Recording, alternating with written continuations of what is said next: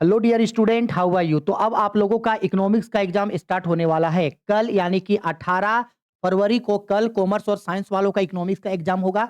उसके बाद 20 फरवरी को आपका आर्ट्स वालों का इकोनॉमिक्स का एग्जाम होगा। हम इकोनॉमिक्स में आप लोगों को सब चीज पढ़ा दिए हैं, हर एक चीज हम कंप्लीट करवा दिए हैं। अब फाइनली अंतिम प्रहार के रूप में हम आप लोगों को ऑब्जेक्टिव के लिए कम से कम 3 या 4 वीडियो आप लोगों को देंगे। अगर आप इतना वीडियो कर लेते हो तो आपका इकोनॉमिक्स में 30 का 30 एमसीक्यू आपका सही हो जाएगा। तो अगर आप इकोनॉमिक्स में 90% या उससे ज्यादा का स्कोर करना चाहते हो तो आपको आपको सारा का सारा एमसीक्यू सही बनाना पड़ेगा। ठीक है, तो अगर आपने इससे पहले कुछ पढ़ा है या इससे पहले कुछ नहीं भी पढ़ा है, हम जितना भी आप लोगों के लिए इकोनॉमिक्स का ये एक दिन के अंदर यानी कि आज ही हम आप लोगों के लिए जो 3 से 4 वीडियो अपलोड करेंगे, आप उसको देख लेना। उससे आपका पूरा का पूरा एमसीक्यू में 30 का 30 क्वेश्चन आप लोगों का सही बन जाएगा। आर्ट्स, कॉमर्स, साइंस सभी स्ट्रीम के स्टूडेंट लोगों को वीडियो को देखना है, क्योंकि यहां से क्वेश्चंस आप लोगों को जो है वो एग्जाम में पूछने को मिलेगा। इस वीडियो में हम लोग जो करने वाले हैं 2024 से लेकर के 2012 तक के जितने भी प्रीवियस ईयर क्वेश्चंस में क्वेश्चन पूछे गए हैं, उन सारे क्वेश्चंस को हम लोग करेंगे, क्योंकि जेक बोर्ड आर्ट्स, कॉमर्स, साइंस तीनों ही स्ट्रीम के स्टूडेंट के लिए प्रीवियस ईयर क्वेश्चन पेपर को रिपीट करता है। इसका वीडियो हम पहले एक मैराथन क्लास में डाले थे, लेकिन मैराथन क्लास में 4 घंटे का वो क्लास है। अब आप लोगों के पास उतना समय है नहीं जो आप लोग पूरे 4 घंटा वीडियो देखो, इसलिए इसमें हम लोग कम से कम इसको 30 से 40 मिनट के अंदर अंदर पूरा का पूरा एमसीक्यू 2024 से 2012 तक का कंप्लीट करेंगे। अगर आपने पहले से पढ़ रखा होगा तो ठीक है, एक बार और आप लोगों का रिवीजन हो जाएगा, और अगर आपने नहीं पढ़ा है तो ये आप लोगों के लिए गोल्डन चांस है, अंतिम चांस है। पढ़ लो पढ़ लो पढ़ लो, आपका हर एक एमसीक्यू 30 का 30 एमसीक्यू आपका एग्जाम में सही होने वाला है। ठीक है, चलो समय नहीं गवाते, हम लोग स्टार्ट करते हैं आज का सेशन को। देखो, अब एक-एक करके स्टार्ट करते हैं हम लोग। देखो, पहला क्वेश्चन हम लोगों को यहाँ पे क्या बोल रहा है, यूनिट 1 का पहला क्वेश्चन हम लोगों को है, अर्थव्यवस्था की केंद्रीय समस्या कौन-सी है? Which is a central problem of an economy. तो इन तीनों ही समस्या को जो है वो अर्थशास्त्र का केंद्रीय समस्या में शामिल किया जाता है। हम आंसर आप लोगों को दिखाते जाएँगे, आप लोग स्क्रीनशॉट ले लेना, क्योंकि अभी समझाने का, एक्सप्लेन करने का समय अब नहीं है। तो आप लोग एक बार कम से कम इसको ज़रूर कर लोगे। ठीक है?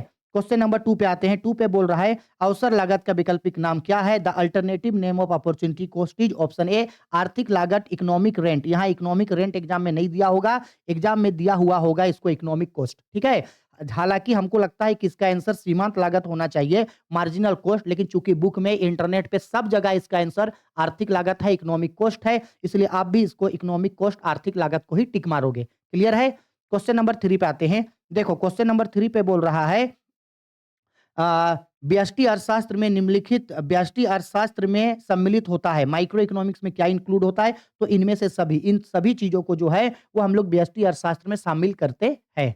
नेक्स्ट आते हैं क्वेश्चन नंबर 4। 4 पे बोल रहा है, उपभोक्ता व्यवहार का अध्ययन किया जाता है, consumer behaviour is studied in. तो कंज्यूमर एक आदमी है, तो एक आदमी के बारे में हमेशा सूक्ष्म अर्थशास्त्र यानी कि माइक्रो इकोनॉमिक्स में स्टडी किया जाता है। ठीक है, नेक्स्ट क्वेश्चन। नेक्स्ट क्वेश्चन पे हम लोगों को बोल रहा है यहाँ पे, नेक्स्ट क्वेश्चन पे यहाँ पे हम लोगों को बोला जा रहा है, निम्नलिखित में से कौन उत्पत्ति का साधन नहीं है? Which of the following is not a factor of production. तो इन चारों में से जो हमारा मुद्रा है यानी कि जो मनी है, वो हम लोगों का उत्पत्ति का साधन नहीं है। बाकी तीनों चीज, लैंड यानी कि भूमि, लेबर यानी कि श्रम, और कैपिटल यानी पूंजी, ये सब हम लोगों का उत्पत्ति का साधन होता है। नेक्स्ट आते हैं क्वेश्चन पे। बोला गया है माइक्रोज, जिसका अर्थ छोटा होता है, निम्न में से कौन सा शब्द है? Micro which mean small, belong to. तो माइक्रो शब्द का जो उत्पत्ति हुआ है, माइक्रो और मैक्रो, यानी इन दोनों ही शब्द जो आया है वो ग्रीक भाषा से आया है, ग्रीक वर्ड से आया है, और ग्रीक भाषा में इसको कौन बांटा था? रेगनर फ्रिस ने।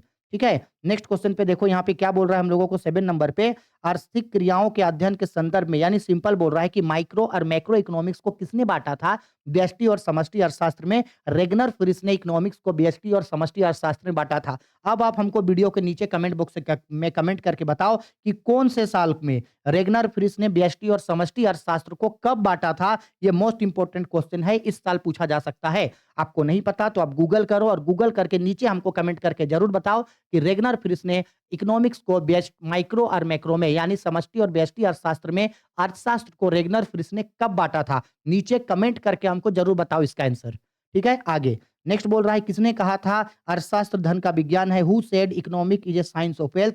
तो wealth related definition Adam Smith ने कहा था, जिसको इकोनॉमी का फादर भी कहा जाता है, यानी इनको, एडम स्मिथ को अर्थशास्त्र का पिता भी कहा जाता है। और एडम स्मिथ ने एक बुक लिखा था जिसका बुक का नाम था वेल्थ ऑफ नेशन। बुक का नाम याद रखना, wealth of nation book sir Adam Smith ने लिखा था। इंपॉर्टेंट क्वेश्चन है ये। ठीक है, आगे नेक्स्ट आते हैं क्वेश्चन नंबर 9 पे। बोल रहा है आर्थिक समस्या मूलतः किस तथ्य की समस्या है? To which factor economic problem is basically related to. तो जो इकोनॉमिक प्रॉब्लम होता है वो हम लोगों का चुनाव से संबंधित समस्या है, यानी कि प्रॉब्लम ऑफ चॉइस। आर्थिक समस्या मूलतः चयन की समस्या है। Economic problem basically related to choice. इसमें चीजों को हम लोगों को चुनना पड़ता है।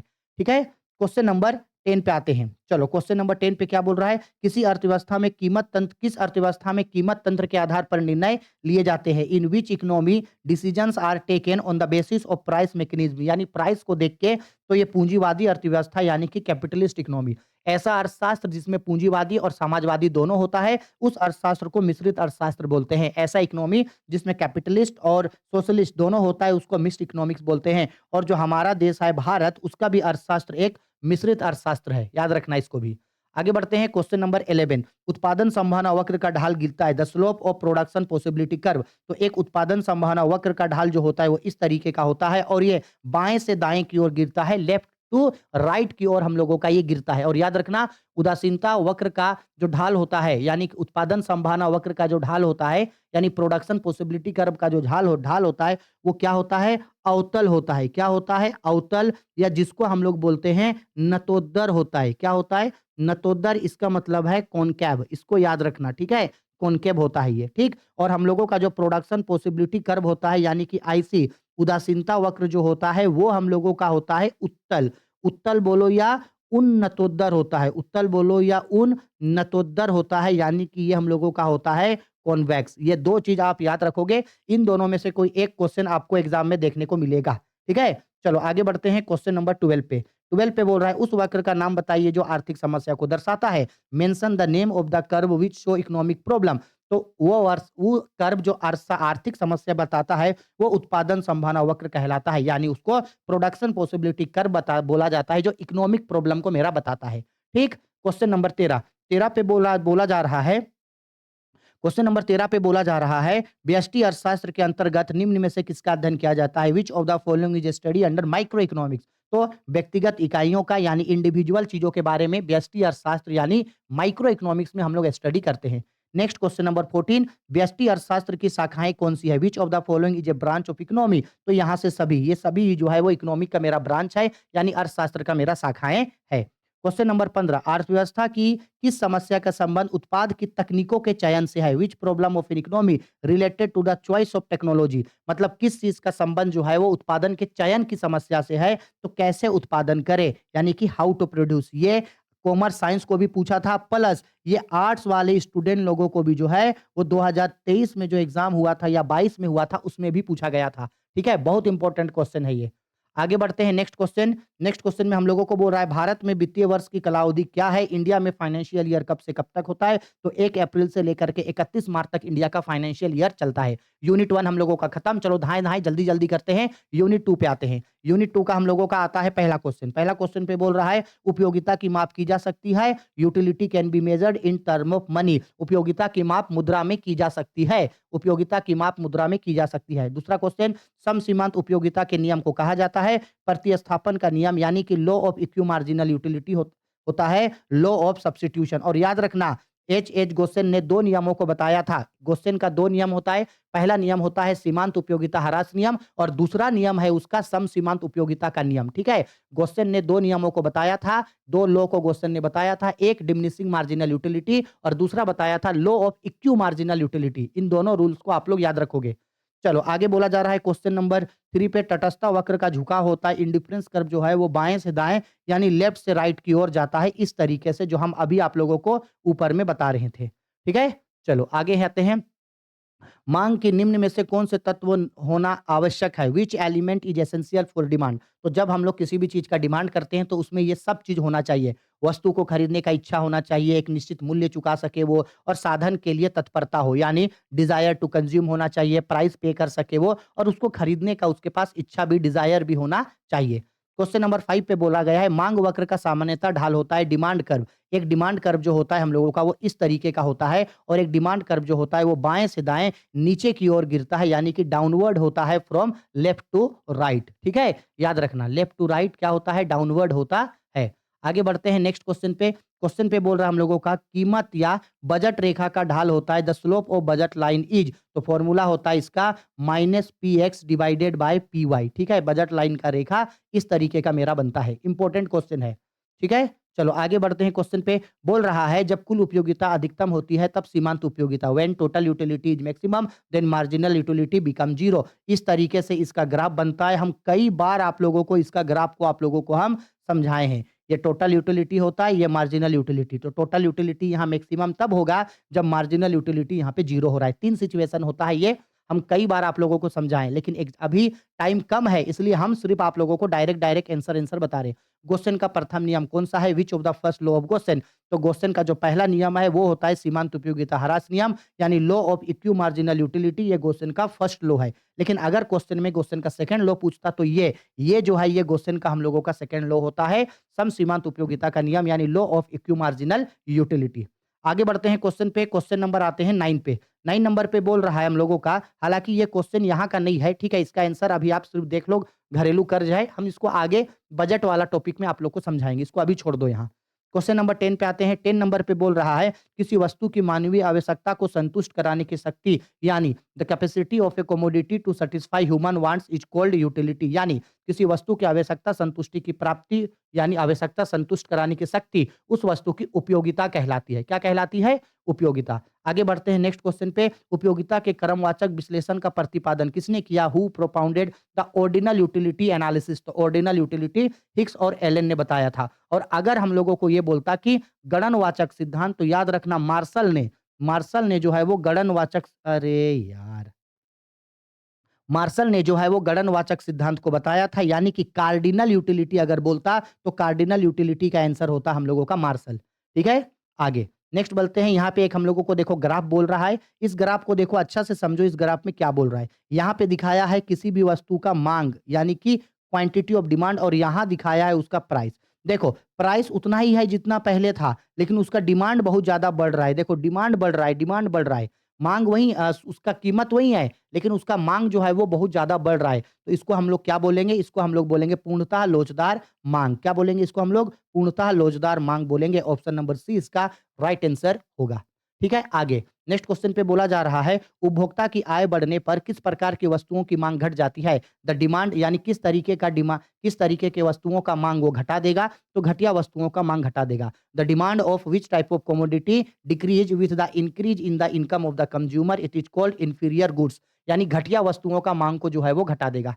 नेक्स्ट क्वेश्चन पे आते हैं। नेक्स्ट क्वेश्चन देखो हम लोगों का 14 नंबर पे क्या बोल रहा है? कुल उपयोगिता अधिकतम होती है जब सीमांत उपयोगिता का मान क्या होता है? शून्य होता है। Total utility is maximum when the value of marginal utility is zero. अभी हम आप लोगों को ऊपर ग्राफ बना करके दिखाए थे।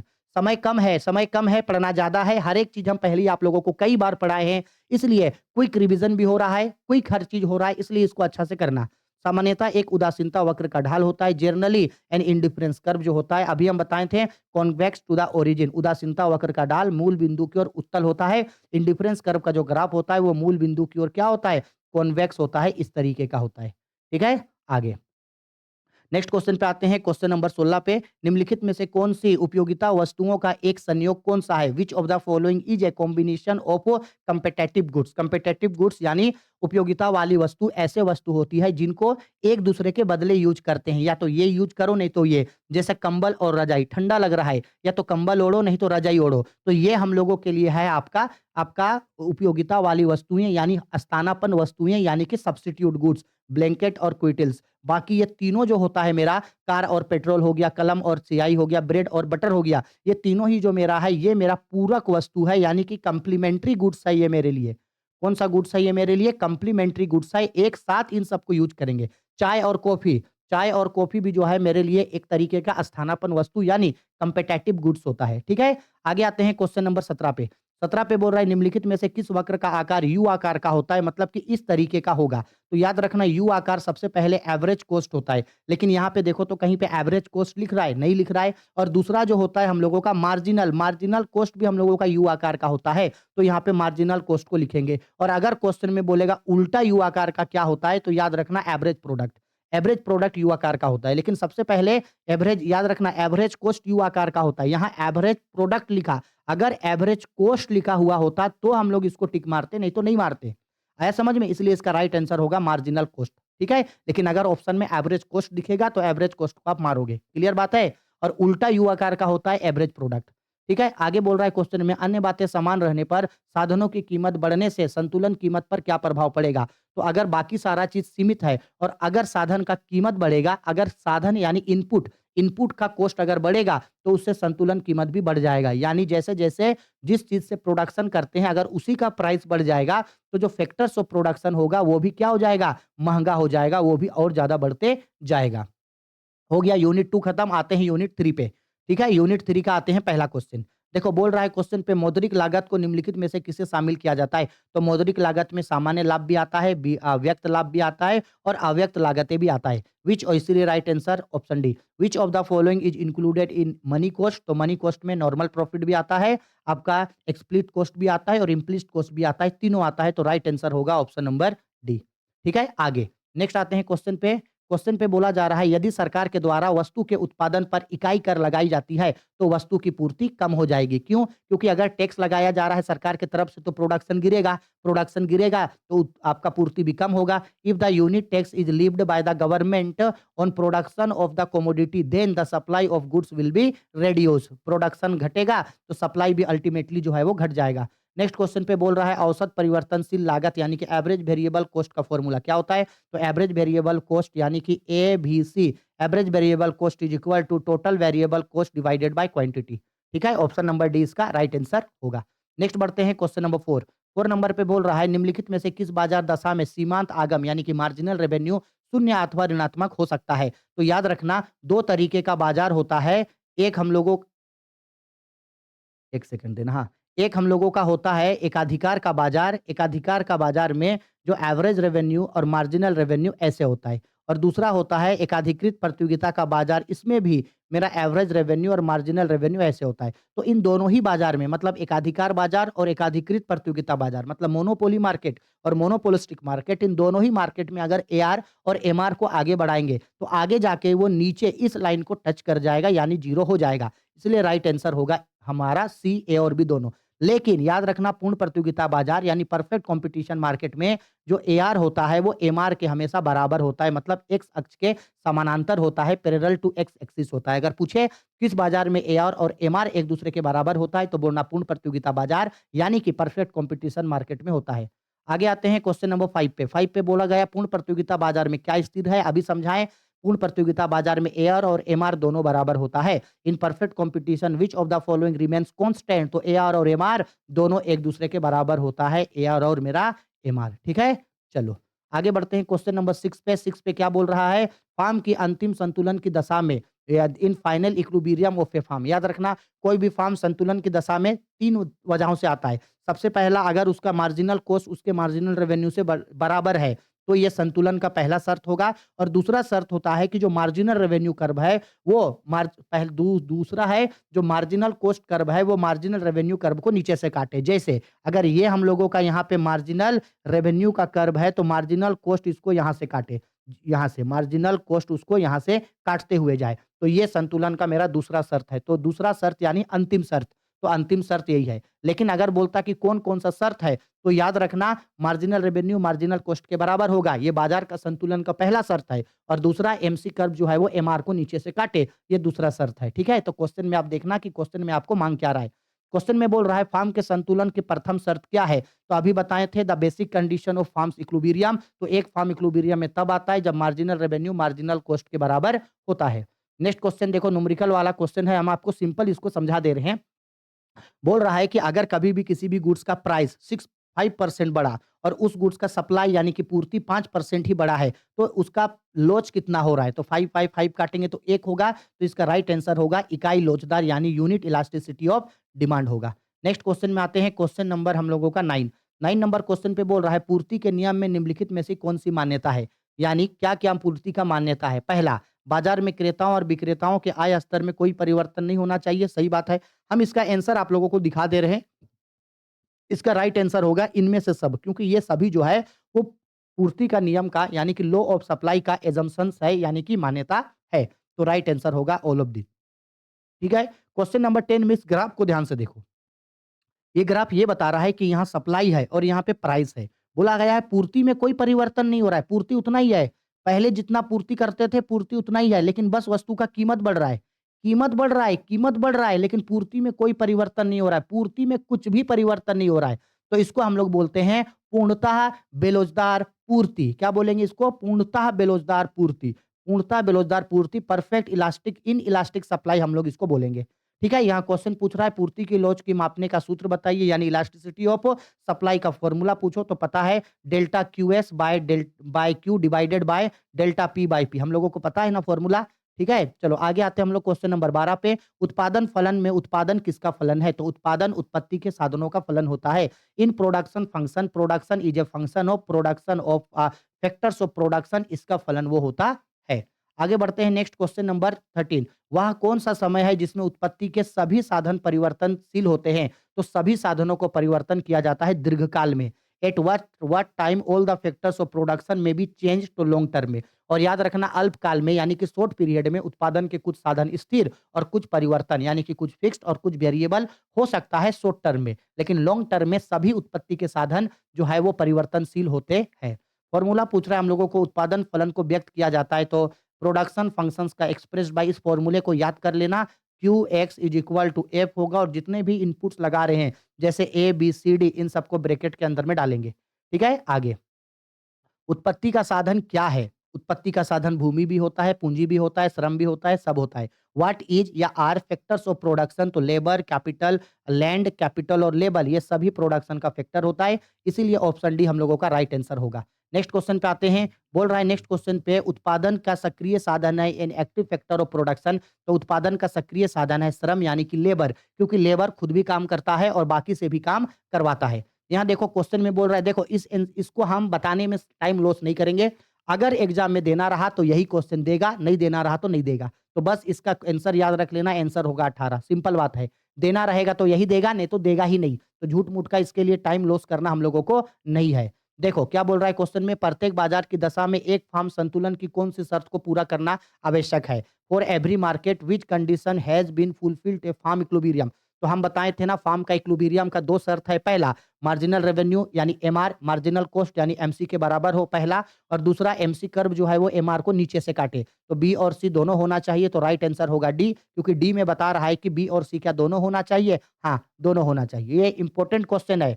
ठीक है, आगे बढ़ते हैं। नेक्स्ट क्वेश्चन में बोल रहा है दीर्घकाल में उत्पादन फलन का संबंध निम्न में से किससे होता है? तो दीर्घकाल में उत्पादन फलन का संबंध पैमाने के प्रतिफल के नियम से होता है। यानी लॉन्ग रन प्रोडक्शन फंक्शन जो होता है वो रिटर्न टू स्केल से रिलेटेड होता है। और अगर अल्पकाल में बोलता तो अल्पकाल में होता है परिवर्तनशील अनुपात से। ये होता है हम लोगों का अल्पकाल के लिए। किसके लिए? अल्पकाल के लिए, यानी कि ये हम लोगों का होता है शॉर्ट रन के लिए। याद रखना इसको, ये होता है शॉर्ट रन के लिए। आगे बढ़ते हैं नेक्स्ट क्वेश्चन नंबर 20 पे। देखो क्वेश्चन नंबर 20 पे पूछ रहा है कि अगर हम लोग मान लो कोई सामान को बनाए, 10 सामान को बनाए, और मान लो कि 10 सामान को बनाने में जो टोटल फिक्स्ड कॉस्ट खर्चा हुआ है वो 60 रुपया हम लोगों का खर्चा हुआ है। तो बोल रहा है एवरेज फिक्स्ड कॉस्ट निकालो, यानी कि average fixed cost is equal to formula होता है total fixed cost divided by quantity. तो टोटल फिक्स्ड कॉस्ट है हम लोगों का 7 और क्वांटिटी है हम लोगों का 10, डिवाइड करेंगे तो 6 रुपया होगा एवरेज फिक्स्ड कॉस्ट। तो एवरेज फिक्स्ड कॉस्ट जो है हम लोगों का वो होगा हम लोगों का ऑप्शन नंबर सी, यानी कि 6 रुपया। ठीक है, आया बात समझ में? चलो आगे बढ़ते हैं हम लोग। निम्नलिखित में से कौन सा कथन सही है? तो कथन कौन सा सही है? तो देखो एक फॉर्मूला होता है हम लोगों का total cost is equal to total fixed cost plus total variable cost. ठीक, अब इसी को अगर हम लोग पलट दें और मान लो हम लोगों को अगर टोटल फिक्स्ड कॉस्ट चाहिए तो यहाँ ऑलरेडी टोटल कॉस्ट है, तो टोटल वेरिएबल कॉस्ट इधर हो जाएगा तो माइनस में हो जाएगा। और अगर हम लोगों को टोटल वेरिएबल कॉस्ट चाहिए तो इधर में ऑलरेडी टोटल कॉस्ट है, इसको इधर भेज देंगे तो टोटल फिक्स्ड कॉस्ट माइनस होगा। अब देखो ऑप्शन नंबर ए पे क्या बोल रहा है, total variable cost is equal to total cost minus total fixed cost. तो ऑप्शन नंबर ए सही है, बाकी बी, सी और डी ये तीनों ऑप्शन जो है हम लोगों के लिए गलत है। ठीक है, हम आप लोगों को तीनों फॉर्मूला बता दिए, तीनों फॉर्मूला को देख लेना। एग्जाम में इधर उधर करके भी देखेगा तो आपको कंफ्यूजन नहीं होगा अगर वो यहाँ वहां से भी दे दिया। बोल रहा है क्वेश्चन पे उत्पादन की मात्रा में परिवर्तन करने से किस लागत में कोई परिवर्तन नहीं होता है? तो कुल स्थिर लागत में कोई भी परिवर्तन नहीं होता है। एक मिनट रुको, कुल स्थिर लागत टोटल फिक्स्ड कॉस्ट, हाँ ठीक है। Which cost does not change with the change of the output. तो टोटल फिक्स्ड कॉस्ट में जो है कोई भी चेंजेस मेरा नहीं आता है। आगे नेक्स्ट क्वेश्चन में औसत लागत वक्र का आकार होता है the shape of average cost curve. अभी बताएं एवरेज कॉस्ट कर्व जो होता है वो यू आकार का होता है, इस तरह से एवरेज कॉस्ट होता है। और अगर उल्टा बोला उल्टा यू आकार का तो एवरेज प्रोडक्ट होता है। ठीक है, इसको याद रखोगे। आगे बता रहे हैं नेक्स्ट क्वेश्चन पे, दो समुत्पाद वक्रों की बीच की दूरी क्या बताता है? तो उत्पादन स्तर में परिवर्तन को बताता है। What does the distance between two isolated curve represent? तो दो आइसोलेटेड कर्व रिप्रेजेंट करता है difference in production, difference in production level को वो इंडिकेट करता है। आगे आते हैं नेक्स्ट क्वेश्चन पे, क्वेश्चन नंबर 25 पे, निम्न में से किस वक्र का आकार उल्टा यू आकार का होता है? Which of the following curve is inverted U shape? लो जी, उल्टा यू आकार का एवरेज प्रोडक्ट कर्व होता है, तो राइट आंसर होगा हम लोगों का ऑप्शन नंबर डी। ठीक है, चलो आगे बढ़ते हैं हम लोग नेक्स्ट क्वेश्चन नंबर 26 पे। बोला गया है सीमांत लागत और औसत लागत एक दूसरे के बराबर होता है जब। तो याद रखना सीमांत लागत और औसत लागत ये हम लोगों का एवरेज कॉस्ट है, ये हम लोगों का है marginal cost, sorry average cost हो गया और ये हम लोगों का हो गया मार्जिनल कॉस्ट। ठीक है, तो एवरेज कॉस्ट और मार्जिनल कॉस्ट कब बराबर होगा? तो सीमांत लागत घटता हुआ रहेगा, मार्जिनल कॉस्ट घट रहा है, हाँ घट रहा है, सीमांत लागत बढ़ता है नहीं। देखो एवरेज कॉस्ट यहाँ देखो सबसे लोएस्ट पोजीशन पे है, न्यूनतम बिंदु पे है, उस समय मार्जिनल कॉस्ट उसको काटेगा, तब उस समय वो बराबर होगा, यानी ऑप्शन नंबर डी इसका राइट आंसर होगा। औसत लागत न्यूनतम होता है यानी average cost become minimum, average cost minimum होता है, तब मार्जिनल कॉस्ट उसको नीचे से काटते हुए भागता है ऊपर। ठीक है, चलो आगे बढ़ते हैं, नेक्स्ट आते हैं क्वेश्चन नंबर 27 पे। 27 नंबर क्वेश्चन पे देखो हम लोगों को यहाँ क्या बोल रहा है, निम्नलिखित में से कौन सा वक्र उत्पादन अक्ष के समानांतर होता है? मतलब इस तरह से उत्पादन के समान भाग रहा है, तो ये हम लोगों का टोटल फिक्स्ड कॉस्ट होता है। ठीक है, which of the following curve is parallel to the output axis? तो ये हम लोगों का कुल स्थिर लागत यानी टोटल फिक्स्ड कॉस्ट जो है हमारा उसके समानांतर होता है। चलो ये यूनिट भी खत्म, अब आते हैं यूनिट 4 पे। यूनिट 4 पे देखो क्या बोल रहा है क्वेश्चन पे हम लोगों को बोल रहा है पहला क्वेश्चन, अति अल्पकाल में पूर्ति होगी, in a very short period supply will be. तो अति अल्पकाल में जो पूर्ति होता है उसमें कोई परिवर्तन नहीं किया जाता है, यानी पूर्णतः बेरोजगार होगा, यानी परफेक्ट इन इलास्टिक होगा। क्वेश्चन नंबर 2, पूर्ण प्रतियोगिता बाजार में परफेक्ट कंपटीशन मार्केट में जो फार्म होता है, यानी पूर्ण प्रतियोगिता बाजार में जो फार्म होता है वो कीमत ग्रहण करने वाला होता है, यानी प्राइस ऑब्टेन होता है। इंडस्ट्री जो कीमत तय करता है ये इसको एक्सेप्ट कर लेता है।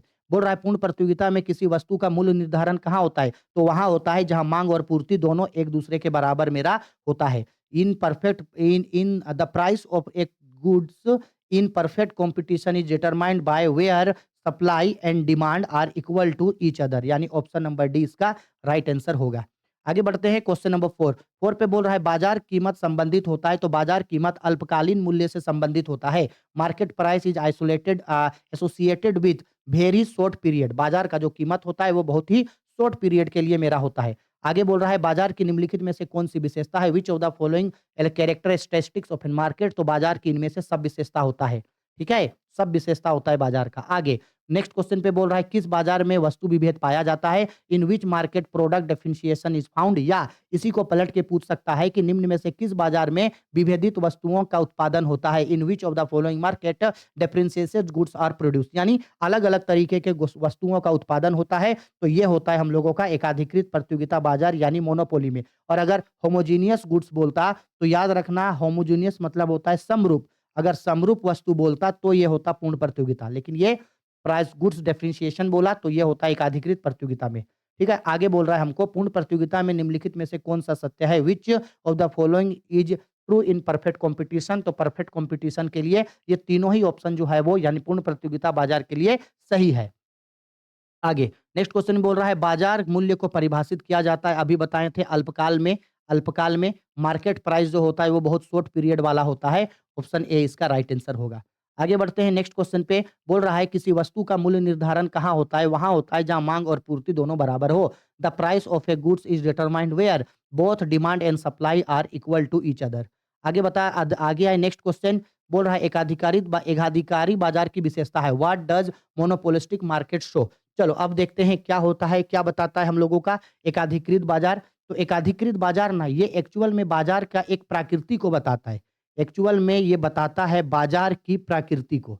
बाजार की प्रकृति का मतलब होता है नेचर ऑफ मार्केट को ये बताएगा, नेचर ऑफ मार्केट। और नेचर ऑफ मार्केट ना ऑप्शन सी पे लिखा हुआ रहेगा, लेकिन यहाँ ऑप्शन सी पे तो कुछ लिखा नहीं हुआ है ऐसे नेचर ऑफ मार्केट, तो इसको हम लोग अगर ये क्वेश्चन दे तो डी को मार देना, नहीं तो ऑप्शन नंबर सी पे आपको जो है वो बाजार की प्रकृति देगा, ये मेरा गारंटी है।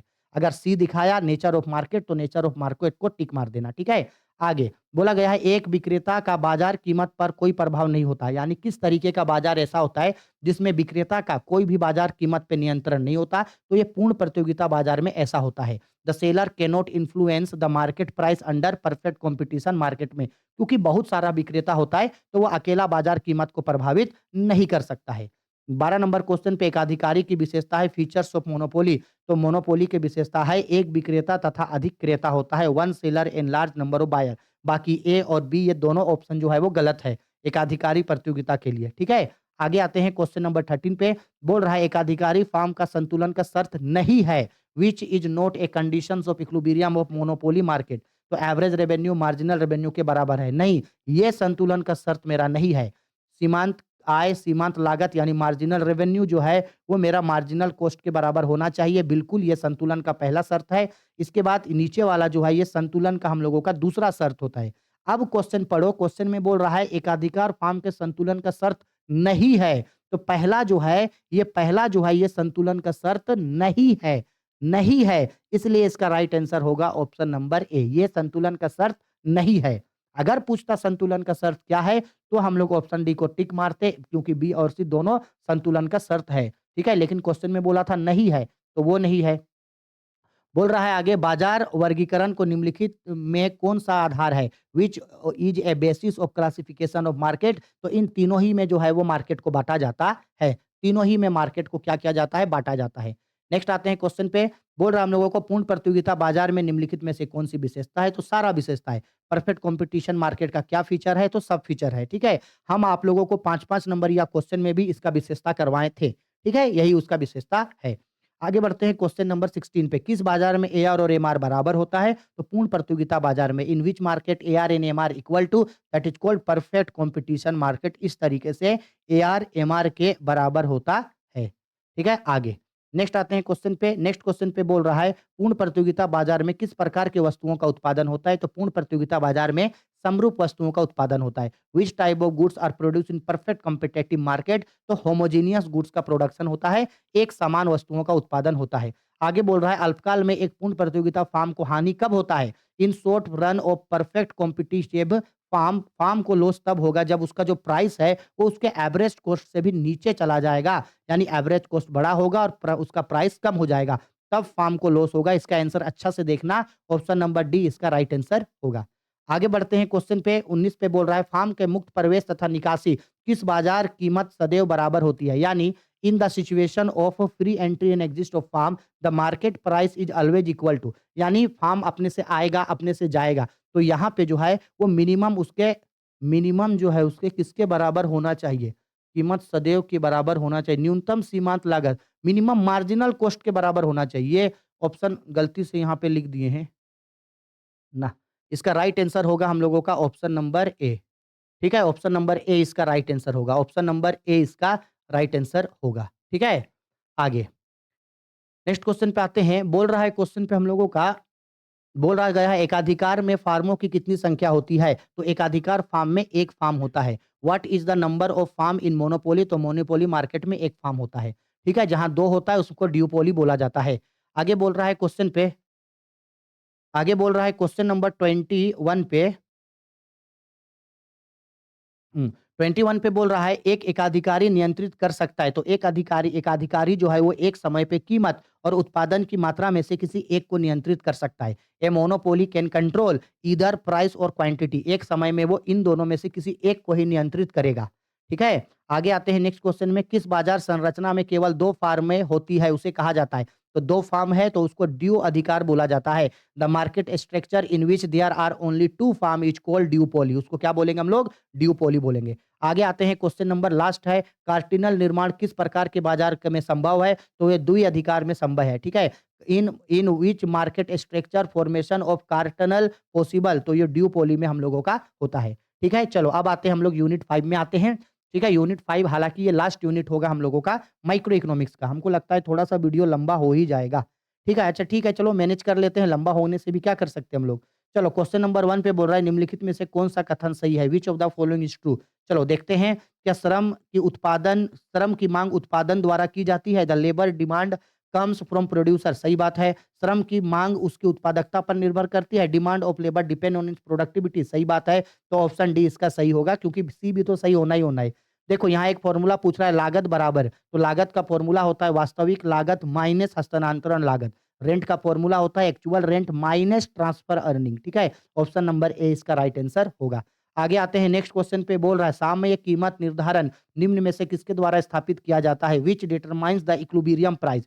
तो कहीं भी बाजार का जो कीमत का निर्धारण होता है वो मांग और पूर्ति, डिमांड और सप्लाई दोनों के द्वारा होता है, इसलिए ऑप्शन सी इसका राइट आंसर होगा। डिमांड और सप्लाई दोनों के द्वारा होता है। नेक्स्ट क्वेश्चन पे बोल रहा है, साधन कीमत निर्धारण में निम्नलिखित में से कौन से घटक हैं? साधन कीमत निर्धारण करेंगे तो लगान को भी शामिल करेंगे, मजदूरी और ब्याज सबको शामिल करेंगे। Which of each component is factor price determination, तो फैक्टर प्राइस तय करने के लिए रेंट, वेजेज और इंटरेस्ट सबको शामिल करते हैं, यानी ऑप्शन डी हम लोगों का राइट आंसर होगा। आगे आते हैं क्वेश्चन नंबर 5 पे, बोला गया है बाजार में वस्तु की कीमत उस बिंदु पर निर्धारित होती है जहां वस्तु की मांग वस्तु की पूर्ति के बराबर हो। Price of a goods is determined at a point where demand of goods and supply are equal to each other. पूर्ति अपने लिए मांग का सृजन स्वयं करती है, ये कथन किसने कहा था? जेबी से ने कहा था। Supply creates its own demand किसने कहा था? ये जेबी से ने कहा था, ठीक है? और आप हमको नीचे कमेंट करके और बताओ कि जेबी से ने जो बुक लिखा था उस बुक का नाम क्या था? ये भी इंपॉर्टेंट क्वेश्चन है, नीचे कमेंट करके बताओ। जो जो एक्स्ट्रा क्वेश्चन पूछ रहे हैं वो सब इंपॉर्टेंट है, नीचे हमको कमेंट करके बताओ। बोल रहा है एकमुश्त कर लगाने से किसी वस्तु की पूर्ति कम हो जाती है। What is the effect of lump sum payment lump sum tax on supply of goods? Lump sum tax लगाएगा तो गुड्स का सप्लाई डिमिनिश हो जाएगा, यानी कि घट जाएगा।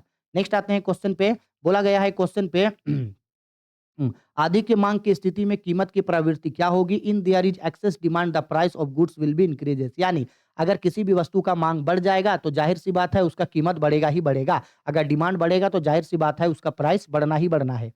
नेक्स्ट क्वेश्चन पे आते हैं हम लोग, कीमत उस बिंदु पर निर्धारित होती है जहां वस्तु की मांग और वस्तु की पूर्ति एक दूसरे के बराबर होती है। Price of goods is determined at a point where demand of the commodity and the supply of the commodity are equal to each other. 9 का राइट आंसर सी होगा। आगे आते हैं क्वेश्चन नंबर 10 पे, सामान्यतः एक मांग वक्र की ढाल होती है। Generally the slope of demand curve, तो जनरली डिमांड कर्व का जो स्लोप होता है वो ऋणात्मक होता है, यानी कि नेगेटिव होता है। इस तरीके का डिमांड कर्व का स्लोप मेरा होता है। आगे आते हैं नेक्स्ट क्वेश्चन पे। नेक्स्ट क्वेश्चन पे बोल रहा है एक सरल रेखा में मांग वक्र के मध्य बिंदु पर मांग की कीमत लोच होती है। The price elasticity of demand at mid point of a straight line demand curve, तो स्ट्रेट लाइन डिमांड कर्व मतलब इस तरीके का डिमांड कर्व। तो यहाँ मूल बिंदु यहाँ है, तो यहाँ जो होता है वो इलास्टिसिटी ऑफ डिमांड 1 होगा, तो 1 होगा। अगर बोलता है यहाँ क्या होता है तो बोलना इलास्टिसिटी ऑफ डिमांड 0 होगा, यहाँ इलास्टिसिटी ऑफ डिमांड इन्फिनिटी होगा, यहाँ इलास्टिसिटी ऑफ डिमांड जो होता है मेरा वो 1 से कम होगा, और यहाँ इलास्टिसिटी ऑफ डिमांड 1 से मेरा अधिक होता है। ठीक है, आया समझ में? चलो आगे बढ़ते हैं। अब देखो यहाँ एक हम लोगों को न्यूमेरिकल क्वेश्चन ये पूछ रहा है। अब देखो न्यूमेरिकल क्वेश्चन में हम आप लोगों को डायरेक्ट समझा रहे हैं। बोल रहा है कि किसी भी वस्तु का कीमत 5% बढ़ गया और उसका पूर्ति जो है वो 6% बढ़ा, तो पूर्ति की लोच। तो पूर्ति की लोच है मांग में आनुपातिक परिवर्तन डिवाइडेड बाय कीमत में आनुपातिक परिवर्तन, proportionate change in quantity of goods divided by proportionate change in price. तो यहाँ पे 6 डिवाइडेड बाय 5 करेंगे तो 1.2 आएगा, तो राइट आंसर होगा हम लोग का option number C. Next question पे बोल रहा है हम लोगों को यहाँ पे यदि किसी बाजार में डी और एस बराबर है तो संतुलन का शर्त होता है D is equal to S. अच्छा देखो यहाँ पे ना इसको ऑप्शन पलट के भी पूछ सकता है, ऐसे पूछेगा D is equal to S, या पूछेगा D minus S is equal to 0, या पूछेगा D by S is equal to 1, और डी पे बोलेगा उस समय ऑल ऑफ दिस, इनमें से सभी। अगर इस टाइप का ऑप्शन में पूछा तब ये भी कंडीशन सही है, और एस को इधर लाएंगे ये भी सही है, और डी डिवाइडेड बाय एस 1 होगा ये भी सही है। लेकिन यहाँ ऑप्शन सी में देखो ना, यहाँ ऑप्शन सी में गलत दिया हुआ है, इसलिए इसका आंसर ए टिक कर ले। लेकिन अगर ऑप्शन सी पे ऑप्शन ए ऑप्शन बी वही रहता और ऑप्शन सी पे अगर D divided by S is equal to 1 रहता तो तीनों कंडीशन सही है। उस कंडीशन पे हम लोग ऑप्शन नंबर डी को टिक मारते हैं। ठीक है, एक स्टूडेंट पूछा था कि सर यहाँ तो सर वो ना सही होना चाहिए, तो वो सही नहीं होगा क्योंकि यहाँ पे हम लोगों का वो नहीं ना है, इसलिए D by S is equal to 1 रहता तो तीनों हम लोगों का सही होता। याद रखना इस चीज को, क्लियर बात है मेरा? तो इस तरीके से हम लोगों का जो है वो पार्ट ए कंप्लीट हो जाता है। चलो पार्ट बी अभी ये स्टार्ट कर देते हैं। अच्छा एक काम करते हैं, हम पहले इस वीडियो को अपलोड करते हैं ताकि देखने में सुविधा हो। पार्ट बी हम आप लोगों को अभी तुरंत इसके नेक्स्ट वीडियो में अपलोड कर दे रहे हैं।